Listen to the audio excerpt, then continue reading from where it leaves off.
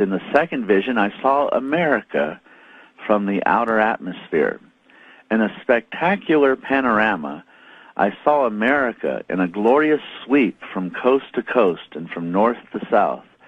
I felt like I was flying at supersonic speed, like a rocket or a missile, just several hundred feet above ground.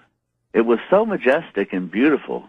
I saw the big cities of the East Coast and with their tall skyscrapers, the Midwest with its miles of lush farmland, crossing the mighty Mississippi and then the Great Plains and the prairie lands of the West, followed by the awesome Grand Canyon, the majestic mountains of the Rockies, all the way to the West Coast, the Golden Gate Bridge, followed by a sweep of Southern California, and then to the Pacific Ocean, all the way from Alaska to Hawaii.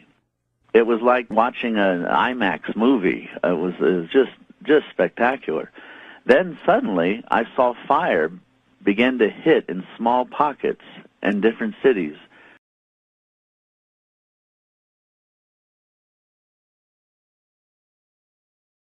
Almost like one of those Cold War nuclear war arcade games that came out years ago.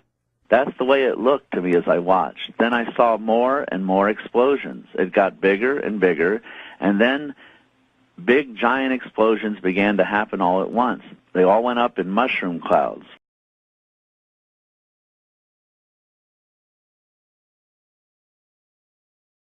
For what seemed like an eternity, although I knew it was only a few minutes in the vision, I couldn't see anything but these clouds of dark smoke. Then it finally cleared. I was stunned at what I saw. The entire land of the United States of America was burned and charred.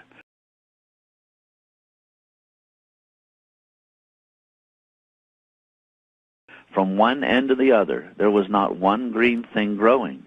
It looked like black, charred, and burnt ruins from sea to shining sea.